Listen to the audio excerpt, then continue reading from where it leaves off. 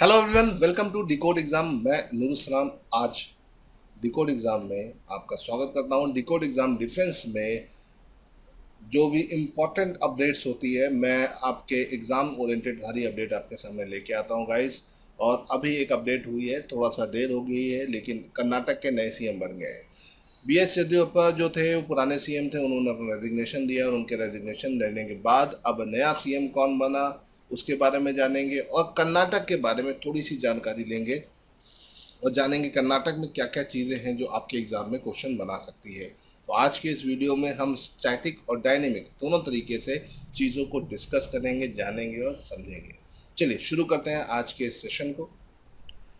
Bharatiya Janata party से शुरू होता है। ठीक है, सेशन की शुरुआत होती है कि भाई यहाँ पर हम बात कर रहे हैं कि भारतीय जनता पार्टी है ना, बीजेपी की अगर हम बात करें तो बीजेपी बैक टू बैक बहुत सारे चेंजेस कर रही है। अभी हाल में गवर्नर चेंज किए, फिर यूके का सीएम बदला है ना। अभी देखो यहाँ का कर्नाटक के भी नए सीएम बना दिए। किसे बना दिया है? बासवराज एस बोम्मई, इनको नया सीएम बना दिया है कर्नाटक का। और ये कर्नाटक के 23rd सीएम है, इसे याद रखिएगा, इम्पॉर्टेंट पॉइंट है। ठीक है, आपके एग्जाम में आ सकता है। ठीक, बासव एस बोमन्नी पहले क्या थे? पहले इसी गवर्नमेंट में होम मिनिस्टर थे, है ना, होम मिनिस्टर थे। Previously he is a home minister during Yediyurappa government, है ना। अभी हुआ क्या? येदियुरप्पा, बीएस येदियुरप्पा ने as a chief minister resign कर दिया मंडे को, ये जो लास्ट मंडे निकला है ना। और आमतौर पे अगर देखा जाए तो येदियुरप्पा जो है ये एक स्पेशल कम्युनिटी से बिलोंग करते हैं, लिंगायत कम्युनिटी, है ना। और आमतौर पर लिंगायत कम्युनिटी का ये हिंदू रिलीजन का एक सेक्ट है, जिसमें अगर देखा जाए तो ये लिंगायत कम्युनिटी यहाँ पे बहुत ज़्यादा पाई जाती है। कहाँ पर? कर्नाटक में, है ना। और अगर हम बात करते हैं तो कर्नाटक में हमेशा एमएलए या बात करें कि जितने भी एमपी या सीएम बनते हैं उनमें मेजॉरिटी ऑफ द पीपल इसी कम्युनिटी से बिलोंग करते हैं। तो ये लिंगॉयड कम्युनिटी है, इसके बारे में भी हम जानेंगे। अभी तक 22 सीएम बन चुके हैं, लेकिन सबसे खास बात, कोई भी सीएम सिर्फ तीन को छोड़ दिया जाए, सिर्फ 3 सीएम को छोड़ दिया जाए तो किसी भी सीएम ने अपना टेन्योर नहीं पूरा किया है। तो ये एक बहुत ही ज़्यादा इम्पोर्टेंट बात है। यहाँ पे बहुत ही अप एंड डाउन देखने को मिलते हैं। जैसे मैंने आपको बताया कि जैसे उत्तराखंड में मैंने आपको बताया था, उसी तरह से यहाँ पर भी अप एंड डाउन हुए हैं। मतलब 23वें सीएम है आपका बासवराज एस बोम्मई, लेकिन अगर हम बात करें तो कोई भी सीएम अपने 5 साल के कार्यकाल को नहीं पूरा कर पाया है, 3 को छोड़कर। अब वो 3 कौन से वो मैं आपको बताऊंगा, बिल्कुल भी परेशान होने की आपको जरूरत नहीं है। चलिए पहले हम बात करते हैं कि भैया ये लिंगायतिज्म क्या है या ये कम्युनिटी क्या है। ठीक है, पहली चीज़ क्वेश्चन बन सकता है कि लिंगायतिज्म जो है इसके संस्थापक कौन है? बासवना, बासवना की आप देख सकते हैं। ठीक है, ये आमतौर पर अगर हम बात करें तो कर्नाटक में ब्राह्मण फैमिली बहुत है, और उन्हीं ब्राह्मण फैमिली में 12वीं सेंचुरी में इन्होंने इस नई सेक्ट को जन्म दिया। ठीक है, बसवना इसके फाउंडर थे। कर्नाटक और महाराष्ट्र में इस कम्युनिटी की ज़्यादा लोग पाए जाते हैं। कर्नाटक में लगभग 20% के करीब, टोटल पॉपुलेशन के 20% करीब इस कम्युनिटी से लोग बिलोंग करते हैं। हमारे जो करंट सीएम है ये बीएस येदियुरप्पा, वो भी इसी कम्युनिटी से थे, है ना, इसमें। ठीक है, और जो अभी के सीएम हैं जो नए बने हैं वो भी इसी कम्युनिटी से हैं। खास बात क्या है, अगर आप देखेंगे तो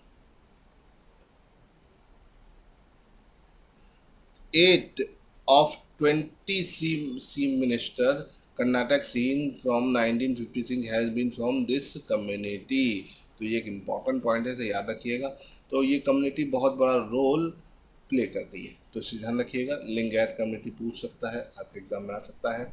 ठीक है, अब देखिए कुछ चीज़ों को आपको ध्यान देना है। मैंने आपको बताया कि 22 सीएम आ चुके हैं, लेकिन इनमें से सिर्फ हमारे पास 5 साल का टेन्योर पूरा करने वाले सीएम जो हैं सिर्फ 3 हैं। ठीक है, बाकी सब उससे पहले ही चले गए। मैक्सिमम 1-1 साल वाले सीएम ज़्यादा थे यहाँ पर। ठीक है, वो सीएम जिन्होंने अपना 5 years या उससे ज़्यादा का टेन्योर पूरा किया वो Devraj URS S निजालिंगप्पा, Ramakrishna Hegde.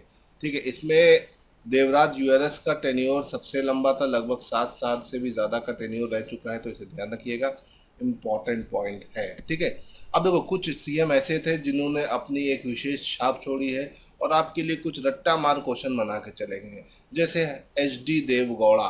H D Deve Gowda वो ऐसे सीएम थे जो पीएम बन गए, है ना, और ये भारत के 11वें सीएम बने थे, बहुत कम टाइम के लिए, लेकिन ये बन गए थे, जनता दल की तरफ से बने थे। इसी तरह से बी डी जट्टी थे, ये भारत के 5वें वाइस प्रेसिडेंट बने थे, जो यहाँ के सीएम रह चुके हैं। इसके अलावा जो अभी फॉर्मर सीएम जो बी एस येदुरप्पा थे, ये एकमात्र ऐसे सीएम हैं जो बीजेपी की तरफ से थे, और इन्होंने 4 बार एज अ सीएम काम किया, 7 में, 8 में, 18 में, 19 में, है ना, और ये अपने आप में सबसे ज़्यादा बार चुने गए सीएम है, 4 बार, 4 टाइम्स इनका इलेक्शन हुआ है ना, 4 टाइम सीएम बने, भले एक एक साल के लिए बनो, 1.5 साल के लिए बनो, लेकिन 4 साल बने, बड़ी बात है। ठीक है, और इनका टेन्योर जो है बाकी तीनों के बाद फिर अगले नंबर पे इन्हीं का ही आता है, बी एस येदुरप्पा का, इसे याद रखिएगा। ठीक, बोमनी के बारे में हमने जितना जानना था वो जान चुके। अब थोड़ा सा कर्नाटक स्टेट के बारे में बात करते हैं। कर्नाटक स्टेट की अगर हम बात करते हैं तो एक बड़ा स्टेट है साउथ इंडिया का, और भारत का छठा सबसे बड़ा स्टेट है। ठीक है, ये south western region of India में आपको मिलेगा, वेस्ट कोस्ट से कनेक्टेड है। ठीक, 1 नवंबर 1956 को इसका फॉर्मेशन हुआ था। ठीक है, इसका स्टार्टिंग में नाम स्टेट ऑफ मैसूर था, बाद में इसका नाम 1970 में कर्नाटक हो गया, और इसकी सबसे बड़ा कैपिटल जो है वो बैंगलोर है, इसे याद, सबसे बड़ी सिटी जो है जो कि इसका कैपिटल भी है बैंगलोर है। ये एक इम्पॉर्टेंट पॉइंट है।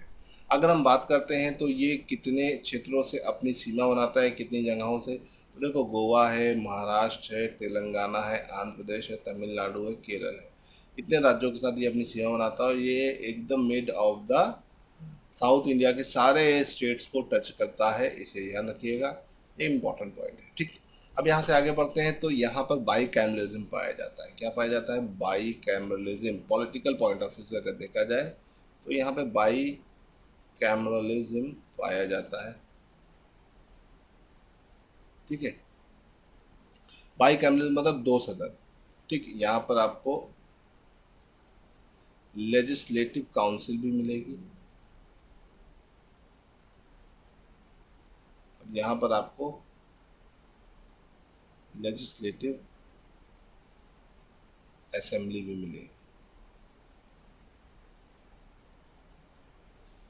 ठीक है, विधानसभा और विधान परिषद। ठीक है, विधान परिषद की बात करें तो हर जगह नहीं होता, यहाँ पर है 75 लोग हैं, और विधानसभा की अगर बात करें तो 266 लोग यहाँ पर पाए जाते हैं। तो यहाँ पर 2 सदन है, और ऐसा भारत में और कितने राज्यों में है? सिर्फ 6 राज्यों में है टोटल कुल मिलाकर, है ना, कर्नाटक को इंक्लूड कर लिया, 6 राज्य हैं, पहले 7 हुआ करते थे, अभी वापस 6 हो गए, तो इसे ध्यान रखिएगा। ठीक, अब कर्नाटक का मैम आपको देख रहा। ठीक, कर्नाटक की अगर हम बात करते हैं तो कर्नाटक में कुछ ऐसी चीज़ें हैं जो आपको और जानना है। कर्नाटक में नेशनल पार्क्स पाए जाते हैं।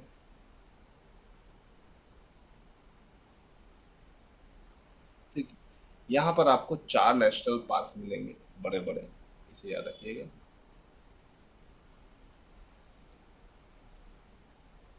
उन नेशनल पार्क में आपका कुंदेलमुख, भीतरकनिका,